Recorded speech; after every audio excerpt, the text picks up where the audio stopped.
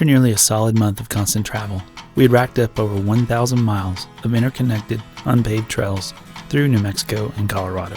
What had began as a leisurely pace had steadily intensified, and with our window of opportunity closing, we were now scrambling to confirm the final leg of what is now called the High Country Trail.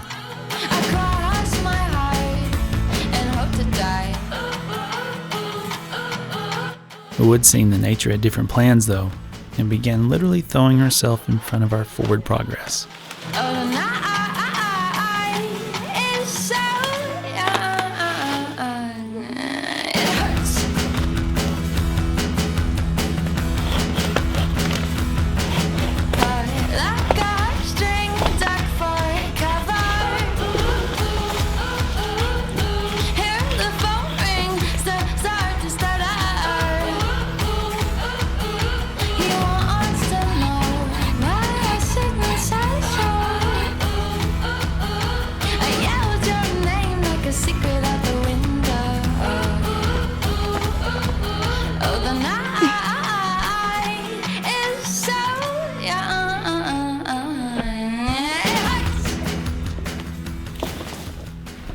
Ready? Mm-hmm. Here, put both hands together right here. Here we go. Ready? Mm-hmm. Let this all do the work.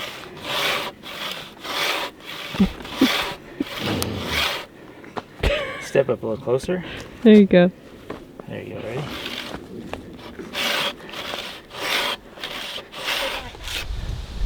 I don't know if I can hold this.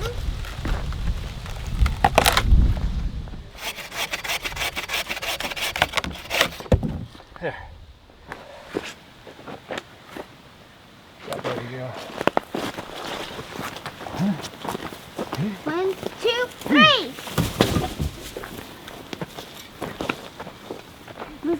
One, two, 3.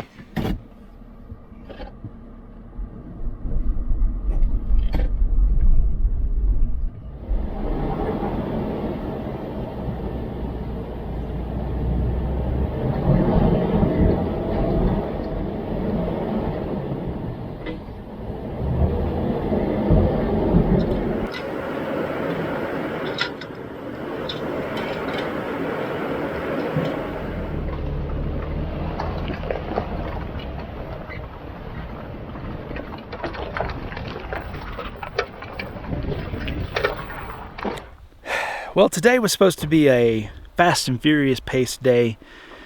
Get down the trail, confirm these routes, make sure this is all gonna work, what I have in my head and mapped out on Gaia and all this stuff.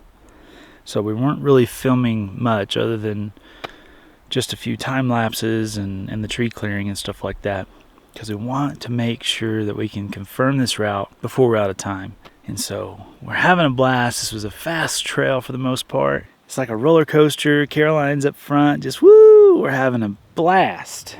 And I'm thinking the world is just, it's perfect. It's all working out. And then I find this. And unfortunately, I'm not 62, I'm 75. So this one route that was going to tie a lot of things together is no longer a viable option. So we got to backtrack about 3 miles, hit a hard road for about another 4 miles. It's not shot me in the foot, but it's a little frustrating when you have a plan and it doesn't come together. So let's back out of here and see if we can find another route, because the clock is ticking.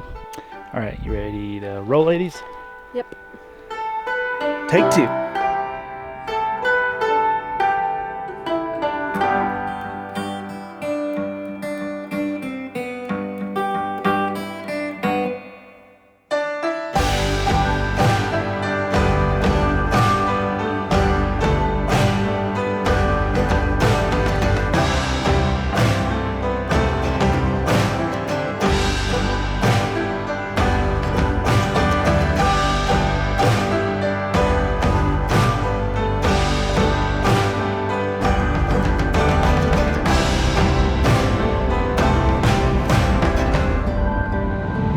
You like this trail? I like it. Yeah? What's it feel like? Home. Like home? And roller coaster. Mm-hmm.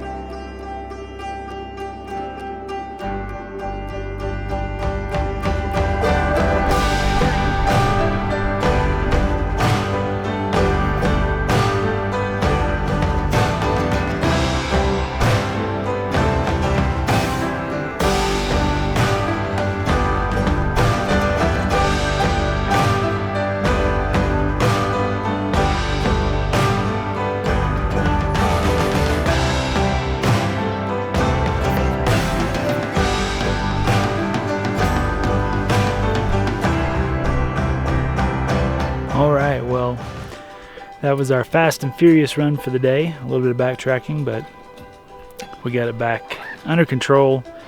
Had some fast gravel roads that got us a little bit further north, a little bit further east, and it's looking good. It's looking like it might just tie into the Enchanted Rockies Trail the way we wanted to. I will say, this particular section, like the last 3 or 4 days, you're going to want to be a fairly skilled driver, and you're going to want to have a fair amount of ground clearance. Full size, maybe. Trailers, some of these trails, man, if you got in trouble, these switchbacks were no joke. I didn't get to film it just because it was so sketchy, but at one point I was coming through a really, really tight switchback, and I got a little bit of wheel lift. I knew I was going to have a bit of wheel lift as I was making the hard right-hand turn, and then it just stopped and it stuttered. I went to put the locker on and spun just a little bit more, and it actually dug into the road or the dust or the dirt, and the 4Runner started doing this even more so. And I'm talking, we're 2,000 feet on the side of this mountain. That was a bit sketchy, especially with Caroline in the car with me. So got her out, got it backed into a safe position, re-looked at the line that I was taking, and I could see where it was actually undercutting the trail. So yeah, all that to say, there's going to be some more challenges on this particular section of the trail, which I think a lot of people will find welcoming. But where the Enchanted Rockies Trail was very beginner friendly, this trail it's moderate, especially up here in the northern sections. So if you've done the Enchanted Rockies Trail, you've gotten a lot of practice in, and you're feeling pretty confident, and you want to start pushing things a little bit more, what do you think? This trail the one to do it on? Yeah, for sure. So, what's for dinner? Egg roll in a bowl. Egg roll in a bowl. So good. From week 1. All right. Food, sleep, up again tomorrow, running hard. A couple more segments to figure out, and then we'll be there. All right, let's eat.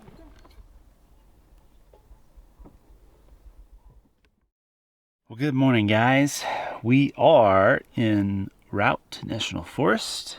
Crossed over into this one last night, and it's time to head into town. We've got a fast and furious run this morning, take care of a few things, get some more fuel, and then back into another series of trails. We're almost there, though. We're almost there. Running out of time, but not enthusiasm, even though we are a bit exhausted. Are you exhausted? Yes. We've been going hard the past few days. So earlier in the series of episodes, we said, let's time ourselves. We're going to see how fast we've gotten with tear down, pack up, and roll out. So let's set you guys over here and see how long it takes.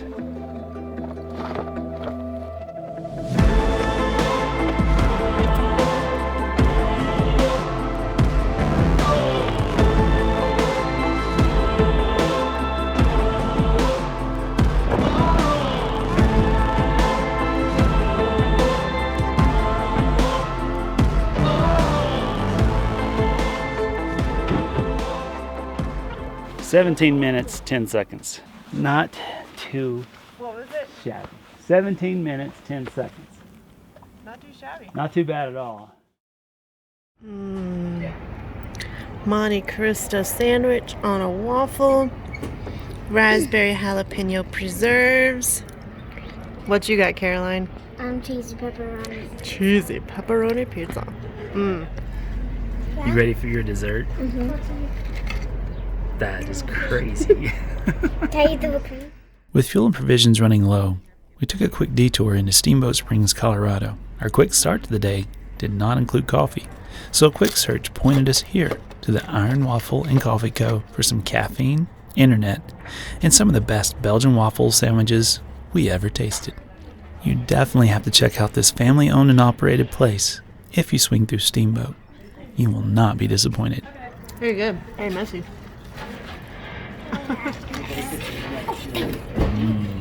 Got sausage, bacon, and ham. Oh, that's no fair. Let's have Is it good? Oh no. That's really good. This is really sweet, but then you got like the savory in the middle. Awesome.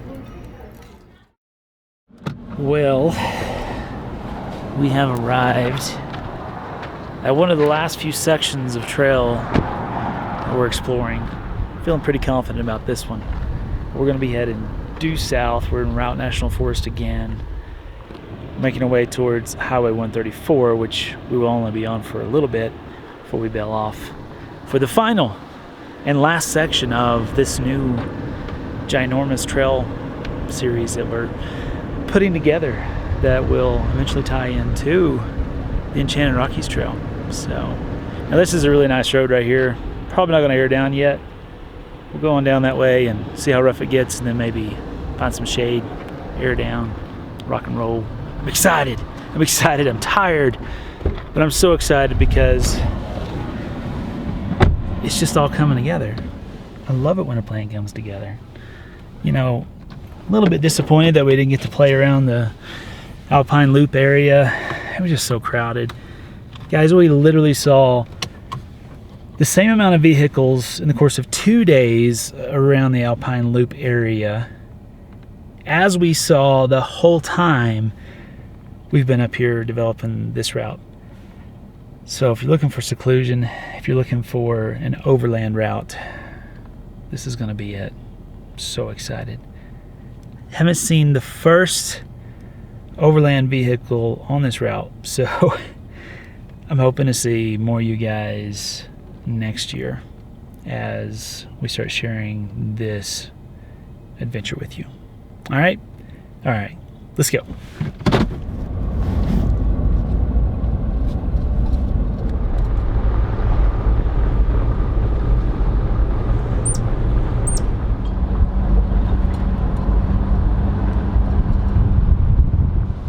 Well, blocking the road. And this, ladies and gentlemen, is why we try not to camp near dead trees, because you wouldn't want this falling on your head first thing in the morning, middle of the night, any time of the day. It's a bit big for a bow saw. We might see if we can just push this one out of the way. She's solid.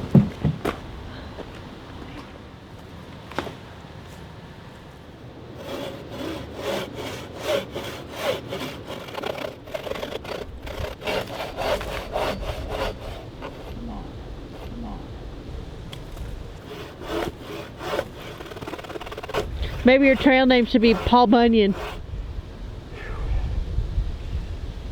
Did you hear me? I heard you. There's not enough wind to answer.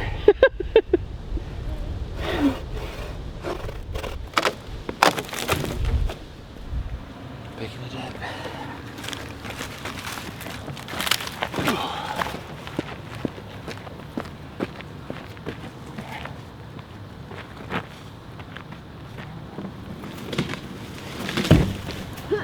Stay there! Yeah, right.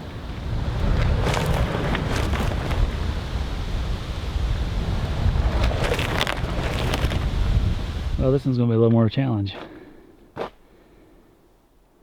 think we're going to try and notch it right there, tie the winch on right there, and drag it back that direction as best as we can.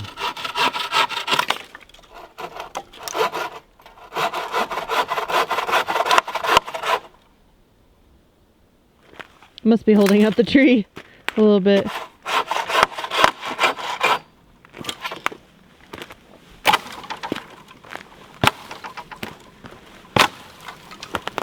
I've seen a guy get knocked 6 feet by doing that. Like back? Hit in the face with a limb that big but green. Broke his face. Jeez. When you're cutting limbs, you have to really watch. Like if I was to walk over here, if I was to start sawing right here, Fling up what do on you it. think would happen? Hurry! How did that happen? I don't know. Oh, it just fell. It's not even windy. Wow. But anyhow, watch for limbs under tension. That can really do some damage. It's a little scary right now. Mm-hmm.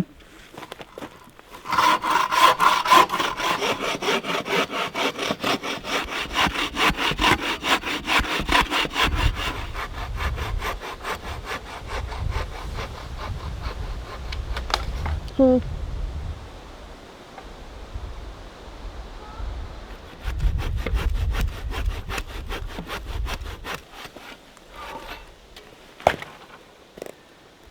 All right.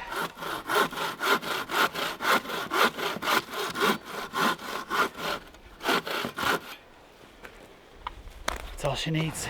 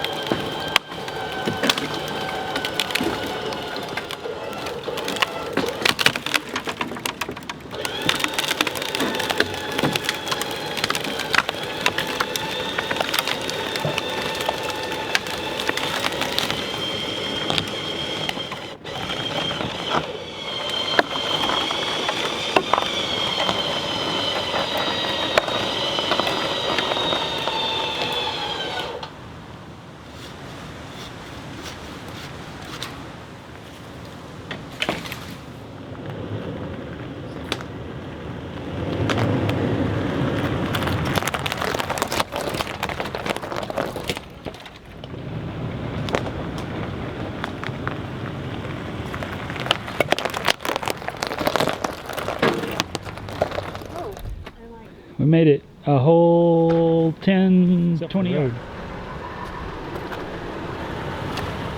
got it by yourself? Look at those roses. Bat! Oh my gosh.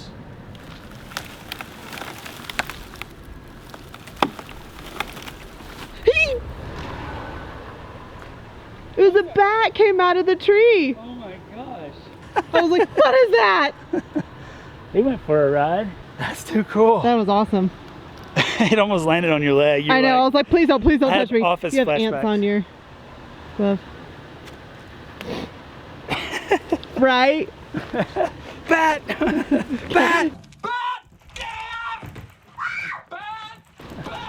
Well, let's see how much further we can go. Yeah, right?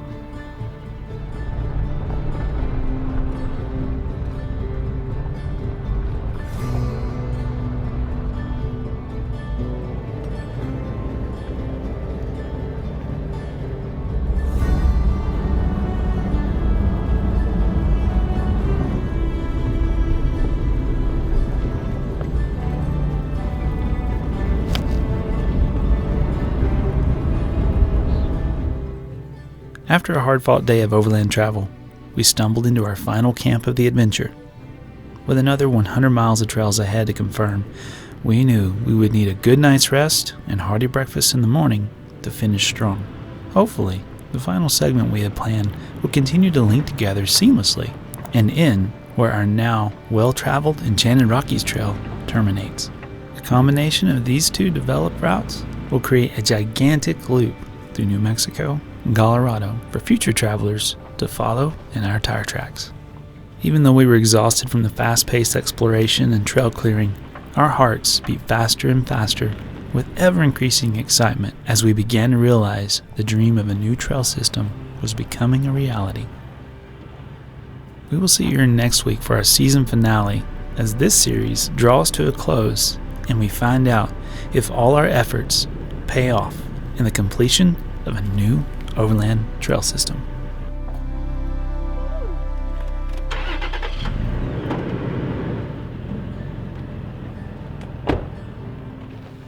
I know you can't see me right now, but if you're the type of family that has to reposition 5 times, you might be like Lifestyle Overland. What'd you say?